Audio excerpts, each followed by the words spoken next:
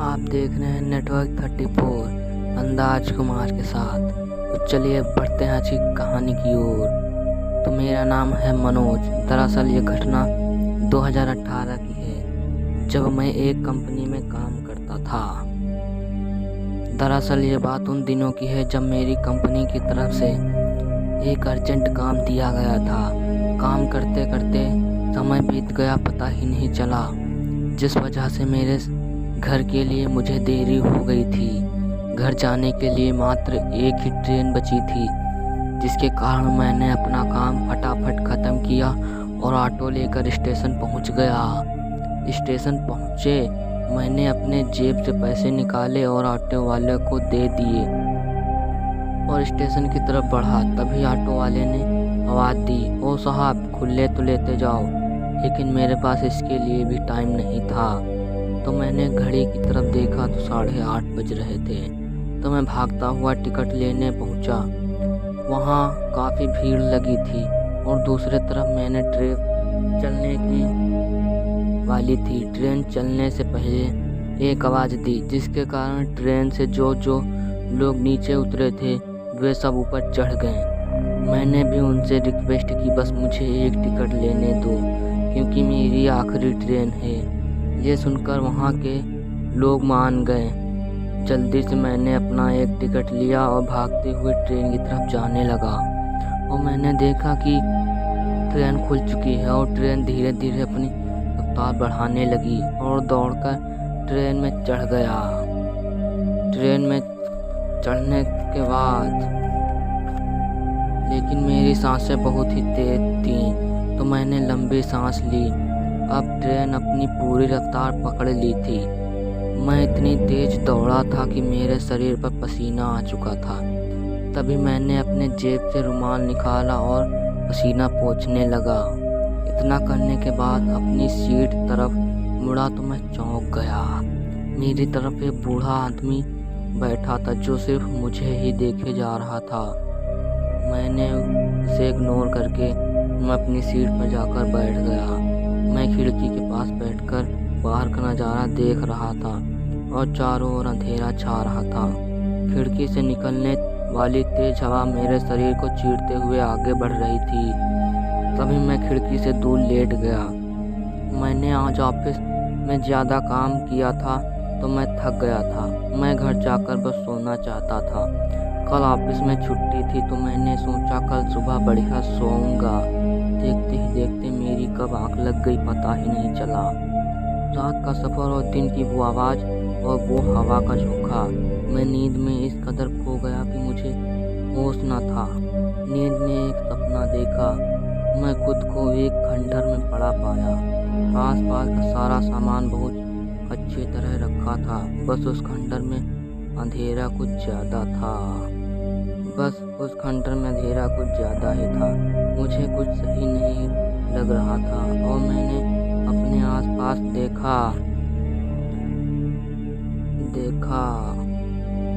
तो मुझे एक सूरज दिखाई दिया। तो मैं उसकी तरफ बढ़ा, लेकिन जैसे मैं उसकी तरफ बढ़ा तभी मेरा पैर किसी चीज़ से टकरा गया और मैं नीचे गिर पड़ा।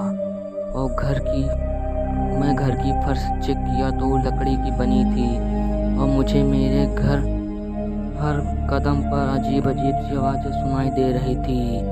मैंने थोड़ा गौर किया तो वे आवाज़ें लकड़ी के फर्श के नीचे से आ रही थी। इस आवाज़ से मुझे डर लगने लगा था। मैं तुरंत ही उठा और उस चीज़ की तरफ देखने लगा जिस चीज़ से मैं टकराया था। मैंने देखा तो वो एक उसी बूढ़े की लाश थी।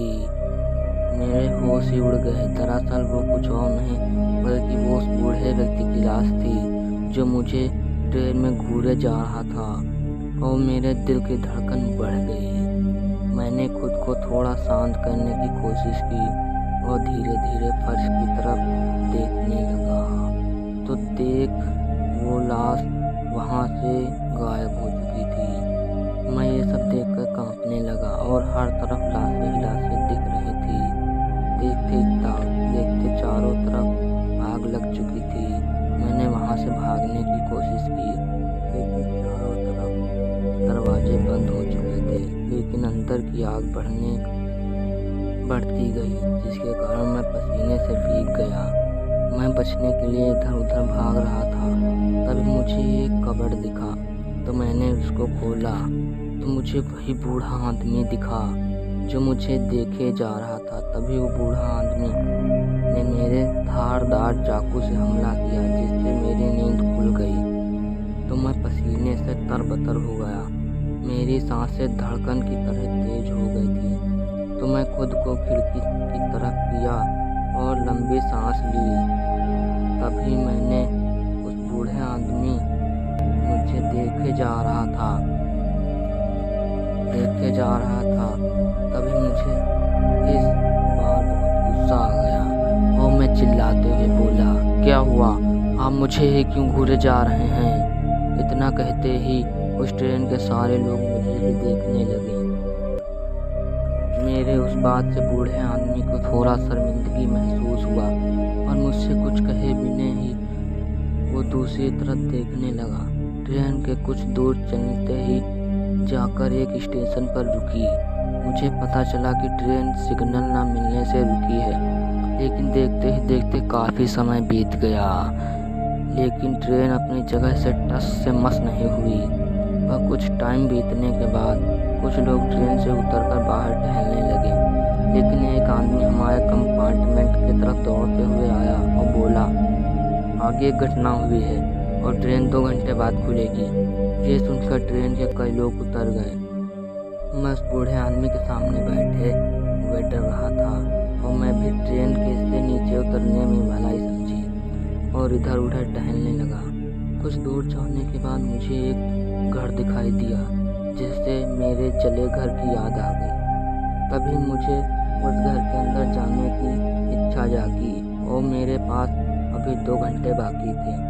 तो मैं ज़्यादा ना सोचते हुए उस घर में चला गया। मैं घर में जाने के बाद देखा यह तो वही घर है जिसको मैंने थोड़ी देर बाद अपने सपने में देखा था और मैं डरने लगा। लेकिन मैं जिस दरवाजे से अंदर आया था तो मैंने देखा वह दरवाज़ा गायब हो चुका था। ये सब देखकर मैं बुरी तरह घबरा गया और ज़ोर ज़ोर से चीखने लगा, लेकिन मेरी आवाज़ उसी खंडर में गूंज रही थी और डर के मारे मैं फर्श पर बैठ गया और मुझे वही चाकू दिखा जिसे मैंने अपने सपने में देखा था। मैंने उस चाकू को उठाया और इधर उधर देखने लगा, पर मुझे वहाँ की एक दीवार से आवाज़ सुनाई दे रही थी। तो मैं समझ गया यहाँ कोई तो है।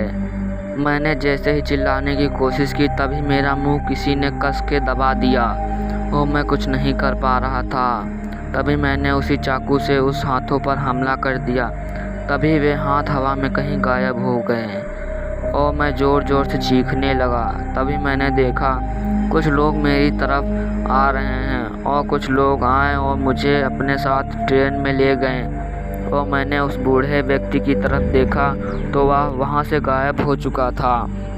मैंने एक आदमी से पूछा कि वो बूढ़ा आदमी कहाँ है भाई साहब?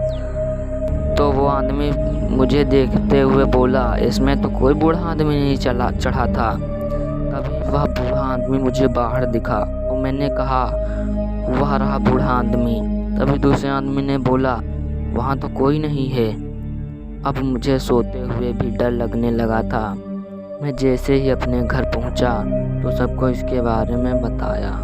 तो दोस्तों, यह थी आज की कहानी। जल्द लौटूंगा दूसरी कहानी के साथ। तब तक की धन्यवाद। Good bye, take care.